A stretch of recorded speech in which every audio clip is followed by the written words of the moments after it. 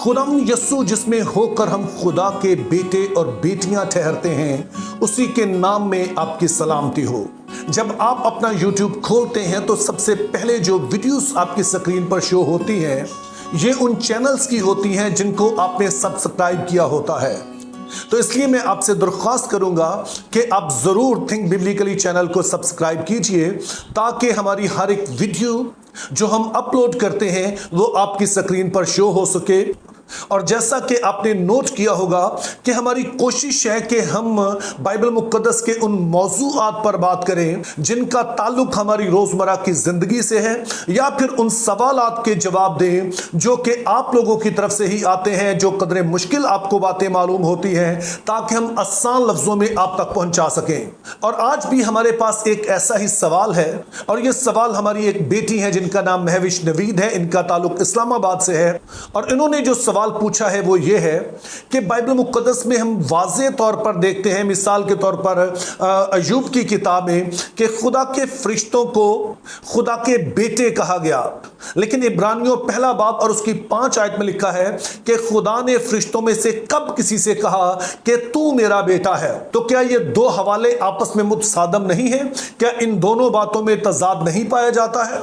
और ये मजीद कहती हैं कि अगर खुदा के फरिश्ते खुदा के बेटे हैं, तो फिर यस्सु मसीह को इकलौता बेटा क्यों कहा गया है? जब आप इब्रानियों का खत पढ़ते हैं तो इस बात को नोटिस करने में आपको ज्यादा टाइम नहीं लगता है कि इब्रानियों का मुसन्निफ इस बात को हाईलाइट कर रहा है कि यस्सु मसीह अहदे अतीक की हर एक चीज से अफजल है। यानी कि अहदे अतीक में खुदा ताला ने इस दुनिया में काम करने के लिए, चाहे अशखास हो, चाहे कोई निज़ाम हो, किसी भी चीज को लिया तो यस्सु मसीह उन सब से अफजल है। और फिर इसी तरह का आर्गुमेंट हम इस हवाले में भी पढ़ते हैं जहां पर यस्सु मसीह और फरिश्तों का मुआजना किया गया, और जिसमें हमने ये आयत पढ़ी कि खुदा ने कब किसी फरिश्ते से कहा कि तू मेरा बेटा है। तो आइए पहले हम इस हवाले को पढ़ लेते हैं ताकि हम बेहतर तौर पर समझ सकें कि इसका सियाक़ो सबा क्या है। और ये हवाला आपको मिलेगा इब्रानियों पहला बाब उसकी 4 आयत से 14वीं आयत तक। लेकिन जाहिर है हमारे प्रोग्राम में इतना वक्त नहीं है कि पूरा हवाला पढ़ें, तो मैं सिर्फ आपके लिए 4 और 5वीं आयत और उसके बाद 13वीं और 14वीं आयत पढ़ना चाहता हूं, जिसमें कुछ यूं लिखा है, और फरिश्तों से इसी कदर बुजुर्ग हो गया जिस कदर उसने मेरास में उनसे अफजल नाम पाया, क्योंकि फरिश्तों में से उसने कब किसी से कहा कि तू मेरा बेटा है, आज तू मुझसे पैदा हुआ, और फिर ये कि मैं उसका बाप हूंगा और वो मेरा बेटा होगा। और फिर 13वीं और 14वीं आयत, लेकिन उसने फरिश्तों में से किसी के बारे में कब कहा कि तू मेरी दाहिनी तरफ बैठ जब तक मैं तेरे दुश्मनों को तेरे पांव की चौकी ना कर दूं? क्या वो सब खिदमत गुजार रूहें नहीं जो नजात की मेरास पाने वालों की खातर खिदमत को भेजी जाती हैं? क्या आपने गौर किया कि 4 और 14वीं आयत में एक खास किस्म का मुआजना किया गया है?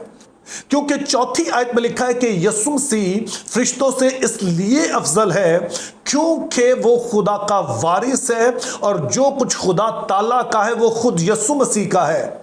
उसके बरक्स 14वीं आयत में लिखा है कि जो फरिश्ते हैं वो खिदमत गुजार रूहें हैं, और उनको अगर आप सादा लफ्जों में कहेंगे तो वो खादम है जिनको खुदा ने अपने लोगों की खिदमत के लिए रखा हुआ है। अब थियोलॉजी की जुबान में इसे इंक्लूजियो कहा जाता है। जैसे कि लफ्ज इंक्लूजन होता है तो इसी तरह से लफ्ज इंक्लूजियो होता है, जिसका मतलब होता है कि हवाला जिस बात से शुरू हुआ वहीं पर जाकर उसे क्लोज किया गया, उसका इख्तिताम हुआ। तो ये खास किस्म की तकनीक होती है जिसके जरिए से मुसन्निफीन अपनी बात को हाईलाइट करते हैं। तो यूं हम देखते हैं कि इस हवाले का जो मरकजी नुक्ता है वो ये है कि यस्सु मसीह फरिश्तों से अफजल है क्योंकि फरिश्ते खादम हैं, जबकि यस्सु मसीह वारिस है।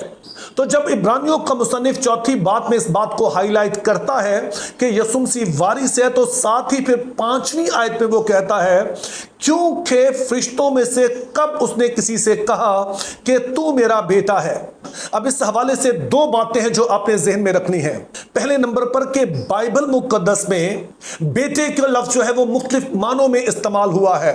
यह ठीक इसी तरह से है जैसे कि आज भी हम बेटे का लफ्ज कई मानों में इस्तेमाल करते हैं। मिसाल के तौर पर मेरी अपनी आदत है کہ جو نوجوان بچے ہوتے ہیں اور خاص طور پر وہ جو میرے اسٹوڈنٹ ہوتے ہیں ان کو میں بیٹا کہہ کر بلاتا ہوں. اب بیٹے کا یہ لفظ میں ان کے لیے تکنیکی طور پر استعمال کرتا ہوں. تو ان کو بیٹا کہنے کی ایک وجہ یہ ہوتی ہے کہ میں ان کے والدین کا ہم عمر ہی ہوں تقریباً، اور پھر ایک وجہ یہ بھی ہوتی ہے کہ جیسے والدین اپنے بچوں کی رہنمائی کرتے ہیں، ان کو تعلیم دیتے ہیں، تو میں بھی یہی کام کر رہا ہوتا ہوں. لیکن دو اور نوجوان بچے بھی ہیں جن کو میں بیٹا کہتا ہوں، اور یہ وہ ہیں جو کہ مجھ سے پیدا ہوئے ہیں، تو ان کو میں الگ معنوں میں بیٹا کہتا ہوں.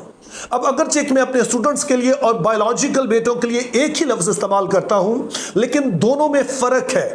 تو اسی طرح سے بائبل مقدس بھی بیٹے کو مختلف معنوں میں استعمال کرتی ہے، اور ایک جو بڑا ہی اہم معنی ہے وہ ہے کسی کا وارث ہونا. اور ابھی ہم نے دیکھا کہ جس حوالے میں فرشتوں کے بارے میں کہا گیا کہ کب خدا نے انہیں اپنے بیٹے کہا، یہاں پر جو بات ہو رہی ہے وہ بھی میراث کی ہو رہی ہے. تو یوں ہم دیکھتے ہیں کہ عبرانیوں کا مصنف یہاں پر اس بات پر زور دے رہا ہے کہ خدا تعالیٰ نے فرشتوں کو اپنا وارث نہیں ٹھہرایا ہے، بلکہ یہ یسوع مسیح ہے جن کو خدا تعالیٰ نے اپنا وارث ٹھہرایا ہے. اب اس بات کو ثابت کرنے کے لیے عبرانیوں کا مصنف عہد عتیق کے مختلف حوالہ جات پیش کرتا ہے. ان میں سے دو حوالہ جات ابھی ہم نے پڑھے ہیں. جو پہلا حوالہ ہم نے عبرانیوں پہلا باب 5 آیت میں پڑھا، یہ دراصل زبور 2 سے اقتباس لیا گیا ہے. تو آئیے پہلے ہم زبور 2 کو دیکھ لیں کہ وہاں پر خدا تعالیٰ دراصل مسیح کے بارے میں کیا وعدہ کر رہے ہیں. اب جب زبور کی اب پہلی دوسری آیت پڑھیں گے تو وہاں پر بتایا گیا ہے کہ یہ زبور دراصل مسیح کے بارے میں ہے، اور پھر 7ویں آیت میں کچھ یوں لکھا ہے، میں اس فرمان کو بیان کروں گا، خداوند نے مجھ سے کہا تو میرا بیٹا ہے، آج تو مجھ سے پیدا ہوا، مجھ سے مانگ اور میں قوموں کو تیری میراث کے لیے اور زمین کے انتہائی حصے تیری ملکیت کے لیے تجھے بخشوں گا. اب ذرا 7ویں اور 8ویں آیت کا آپس میں تعلق کو سمجھیے. 7ویں آیت میں خدا تعالیٰ مسیح کے بارے میں کہتے ہیں کہ تو میرا بیٹا ہے، تو مجھ سے پیدا ہوا، اور 8ویں آیت میں پھر بتایا گیا کہ اس کا مطلب کیا ہے. اور مطلب یہ ہے کہ چونکہ خدا تعالیٰ اس پوری دنیا کے مالک ہیں، دنیا کی تمام قوموں کے مالک ہیں، زمین کے انتہائی حصے انہی کو ہیں، اور وہ مسیح سے کہتے ہیں کہ تو میرا بیٹا ہے، جس کا مطلب ہے کہ جو کچھ میرا ہے وہ تیرا ہے، تو جو کچھ بھی تم اس سے مانگنا چاہتا ہے مانگ، قومیں مانگ، زمین کے انتہائی حصے مانگ، یہ سارا کچھ میں تجھے دے دوں گا. تو اس طرح سے ہم دیکھتے ہیں کہ زبور 2 میں نہ صرف ہمیں یہ بتایا گیا کہ مسیح خدا کا بیٹا ہے، بلکہ یہاں پر یہ بھی بتا دیا گیا کہ بیٹے سے یہاں مراد کیا ہے، اور مراد یہ ہے کہ وہ خدا کی تمام چیزوں کا وارث ہے، چاہے وہ یہ زمین ہو یا کچھ بھی ہو، یہ سارا کچھ جو ہے وہ مسیح ہی کا ہے. تو یوں ہم دیکھتے ہیں کہ عبرانیوں کا مصنف اس حوالے میں اس چیز پر بحث نہیں کر رہا کہ خدا نے کس کو اپنا بیٹا کہا یا نہیں کہا، چونکہ بائبل مقدس صرف فرشتوں کو ہی خدا کا بیٹا نہیں کہتی، اسرائیل کو بھی کہتی ہے، سارے ایمانداروں کو کہتی ہے. لیکن یہاں پر بحث یہ ہے ہی نہیں ہے، بلکہ بحث یہ ہے کہ خدا کا وارث کون ہے. اور یسوع مسیح چونکہ خدا کا وارث ہے اور اسی لیے وہ فرشتوں سے افضل ہے. اب جب آپ اس بات کو سمجھ آتے ہیں تو پھر آپ کے لیے یہ بات سمجھنا مشکل نہیں ہوگا کہ یسوع مسیح کو خدا کا اکلوتا بیٹا کیوں کہا گیا. اس کا سبب یہ ہے کہ اگرچہ کہ بائبل مقدس میں فرشتوں کو خدا کے بیٹے کہا گیا، اور اسی طرح سے بنی اسرائیل کو بھی خدا کے بیٹے کہا گیا، اور نئے عہد میں وہ تمام لوگ جو یسوع مسیح پر ایمان لاتے ہیں ان کو بھی خدا کے بیٹے کہا گیا، لیکن یہ سبھی کے سبھی وہ ہیں جو اصل خدا کی مخلوق ہیں، جن کو خدا نے بنایا ہے.